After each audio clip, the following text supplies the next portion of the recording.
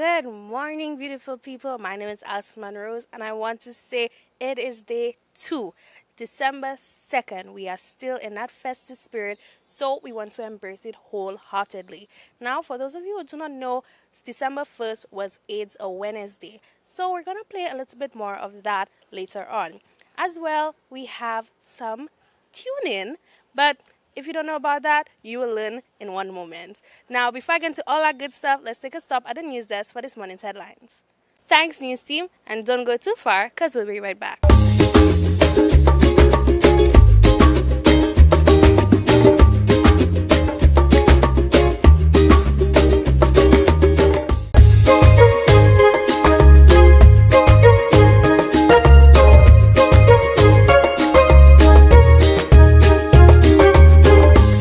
First up on this agenda, we have Dwight Shalry, who is a tuner and he's the owner of DC Works. So let's see more about his brand. Good morning, beautiful people. I am here with Dwight Shalry, who is the owner of DC Works. So how are you doing this morning, Dwight? I'm doing awesome this morning, Alison. That's what we love to hear. So tell our people a little bit more about DC Works. How did it all start? Well, born and raised down here. Name is Dwight Shallery. So the initials DC Works come, the D and the C come from my name. It came from my love of tuning, and it was started off as a side hobby. Quickly morphed into a side business. Then it quickly became a part of my life that was taking over my daily routine. So now it's my full-time job.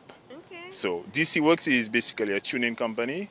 By tuning, we plugged into vehicles locally and across the world through remote tuning through the power of the internet. And we take control and we modify them to do different things for racing, fuel economy, and whatnot. So out of my love and my passion, which came out of necessity, grew the company DC Works. Okay, so tell us a little bit more about when exactly did it start. And if it was prior to COVID, did COVID have an effect on you, either positive or negative? Okay, well, I actually started doing the tuning somewhere around 2014, 2015, around there. What started off as a necessity through my car, because at the time, I started off with the Speeduino brand of ECUs, which was an ECU based in Australia. I threw it on my car because I was bored.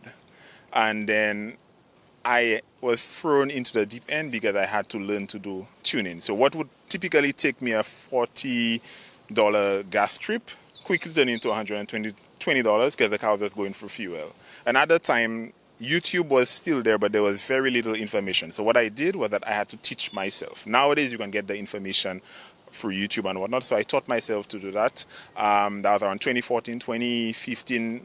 I would start off by saying my car ran horribly at first, but I went through the paces and then I got better. Then I started off with a friend of mine in Canada who has a BMW M3, and at that time I knew nothing of remote tuning. So he was like, if you can do this, and then through the power of the internet, people are using the remote tuning stuff for other stuff. So if you have Microsoft Word, for instance, someone from Dubai can sign into your PC in St. Lucia and do that. Why can't we do that with cars?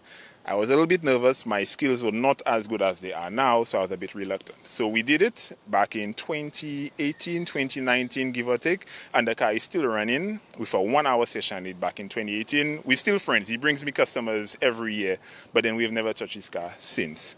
That continued as a side hobby, and 2020 I did not have a website or anything. Through COVID slowed down everything. I was a police officer at the time, so I had some free time. I was still at work, but then I had a lot of free time, so I started off the website and I started a little bit of marketing, and then it grew, it took off, and since then I am no longer a police officer. I now do this full time.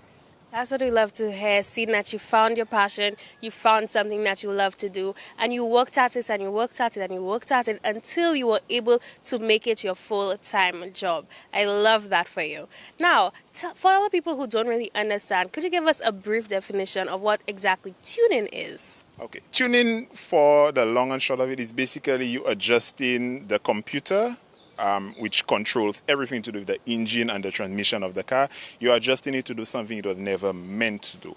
So to put it on a bigger scale so that most people can understand, when you see those professional drivers do drag racing, rallying and whatnot, and they maybe start off with a Subaru WRX, Evolution or whatever vehicle, the vehicles never started off coming from Toyota, Mitsubishi, Nissan doing that. So now you add parts, but then the computer is still telling me, hey, I know 1 + 1 is 2, but now you're giving me 5 × 5. What am I supposed to do with that? So that's where a tuner who comes in and then he or she calibrates the car for whatever new parts you are adding to the car. So you add a bigger intercooler, you change an air filter, an exhaust, or whatever part you decide. And it's not just for racing. We also do calibrations for fuel economy. So you have a vehicle, most of the times Toyota, Nissan, Honda put out a vehicle. They don't put the vehicle out to be as fuel efficient as it can be because they have to meet international standards for emissions and whatnot. So there's always something, a little meat left on the table. So that is where we come in and then we calibrate it so that your vehicle can, maybe using $20 gas to drive from Vieux Fort to Castries. After tuning, you'll probably be able to do it on 15. It may not seem like a lot, but when you add $15 per day, 365 days out of the year, over time, that pays for itself big time. Wow. Okay, so guys, for those of you who do not understand, hopefully that explanation brought it across. Now, I love what you do. I know there's a lot of people who are looking out for your kind of work. So tell the people how they can contact you. Okay, first and foremost, if you want direct contact for me, my business phone number is 758, which is our area code in St. Lucia, 718-6160. If you're looking to send me an email, which is always best to reach me because I always go for my emails daily, it's Dwight, DWIGHT, at DCWorksTune, is DCWERXTUNED.com. So it's my website is DCWorksTune.com. So my email is dwight@dcworkstune.com. I also have the typical social media, like I have a YouTube channel, which is just DCWorks. My Facebook is just DCWorks. And my Instagram is also DCWorks. I started TikTok, but I'm not too good at TikTok. So not much going on with TikTok. I hope you get better at that because I'm sure everyone wants to see you on TikTok and see more of your work. Now, I want to say thank you so much for joining me this morning. And guys, I will see you in one moment.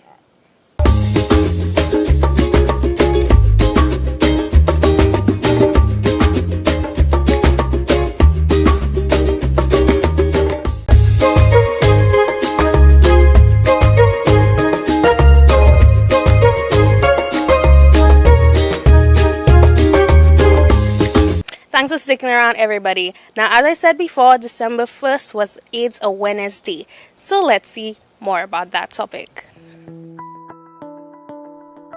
Millions of people live with HIV, a disease that weakens the body's defense against ordinary infections. The body's defense is the immune system, made up of white blood cells, antibodies, and other cells. CD4, a type of white blood cell, fights off invaders. But HIV attacks CD4 cells.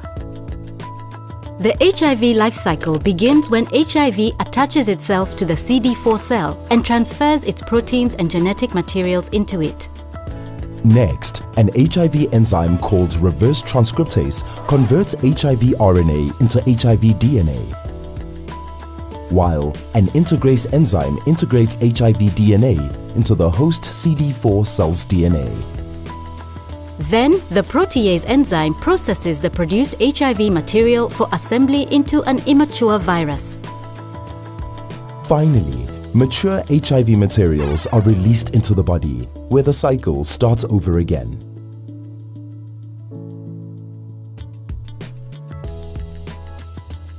There is no cure for HIV, but antiretroviral medication or ARVs reduce HIV reproduction by interrupting the HIV life cycle. Entry inhibitors prevent HIV material from entering CD4 cells, while reverse transcriptase inhibitors stop the reverse transcriptase enzymes from converting HIV RNA into HIV DNA. Later, integrase inhibitors block HIV integrase enzyme from integrating HIV DNA into CD4 DNA, while protease inhibitors block the protease enzymes from enabling the production of new HIV material. By learning more about HIV and ARVs, you are better able to adhere to HIV treatment and protect others from getting infected.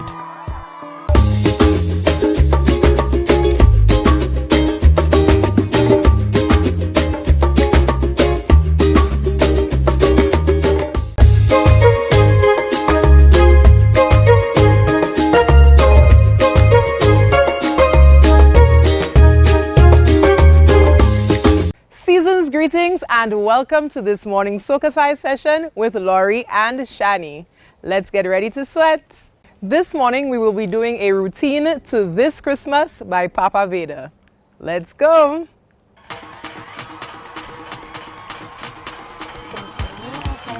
Arms up and down and shake it down. Hold it. Again, take it up and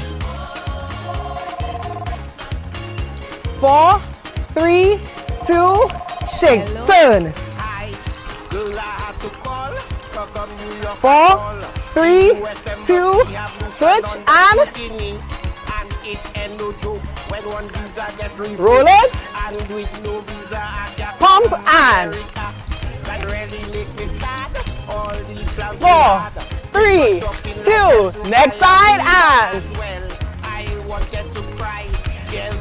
4, 3, 2, arms coming up. Roll it. Arms up and left hand. Take it up. Shake it. Again. Do you know how the pit bull going to make take it up and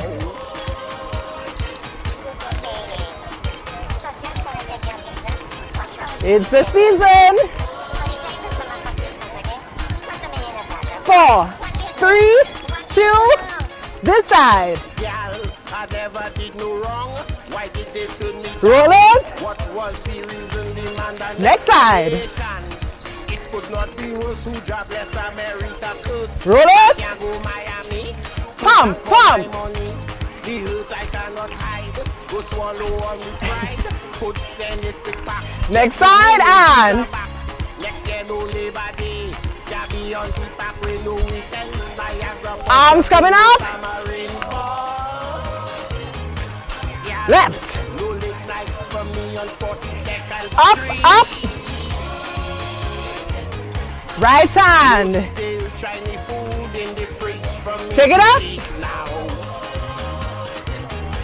Yeah, no more buying out the bar by Lucian Paradise. Again. Yeah, no rubbing shoulders with who's not. Pump it up and Yeah, this year there will be no dashing through the snow. I go be digging me dashing in the labo in Marigo now. 4, 3, 2, roll it. Hey, hey, hey.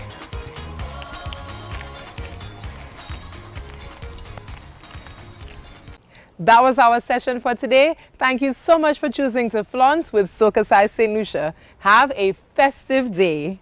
Alright guys, that wraps up today's show. Now, as I said earlier, we are in that Christmas spirit. So ensure you spread the love, spread the caring, spread everything you have, because sharing is caring, and we want to ensure that everyone is feeling the festive vibes. Now, I want you to have an amazing day, and I'll see you bright and early on Monday morning.